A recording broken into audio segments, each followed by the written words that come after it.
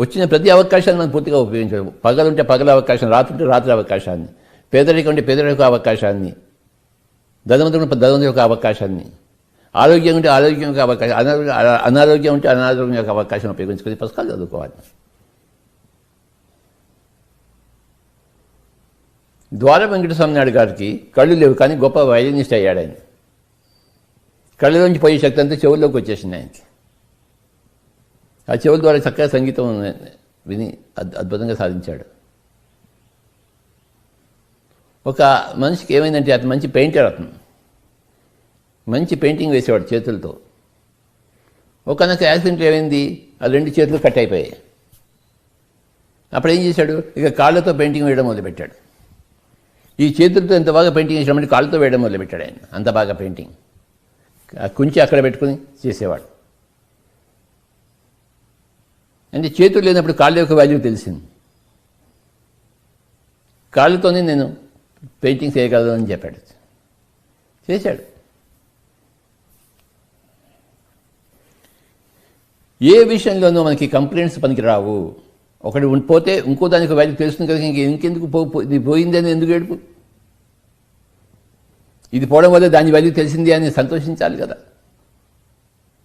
ఇది పోకపోయకుండా ఉంటే అది ఒక వాల్యూని తీసుకుంటేవాడికి అంత జ్ఞానం నాకు ఉండేది కాదు. ఇది పోయిన తర్వాత నాకు జ్ఞానం వచ్చింది అని సంతోషించాలి కదా. పోయిన దానికి ఏడుస్తున్నాడు, కానీ ఆ పోయిన ద్వారా వచ్చే ఆ సంకటానికి వాడు సంతోషించడం లేదు. అదే అజ్ఞానం. ఇది పోయిందే అని ఏడుస్తూ వస్తున్నాడు.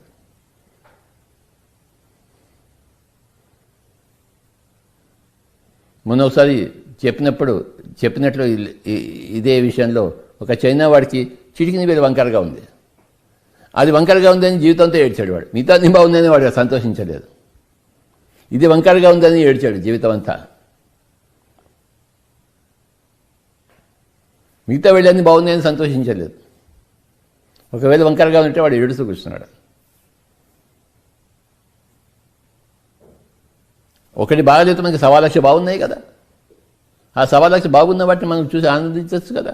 అది లేదు, ఆ ఒక్కటి లేదే అని ఏడుస్తుంటాడు. ఇక్కడ 1,00,000 బాగున్నాయని వాడికి తెలియదు.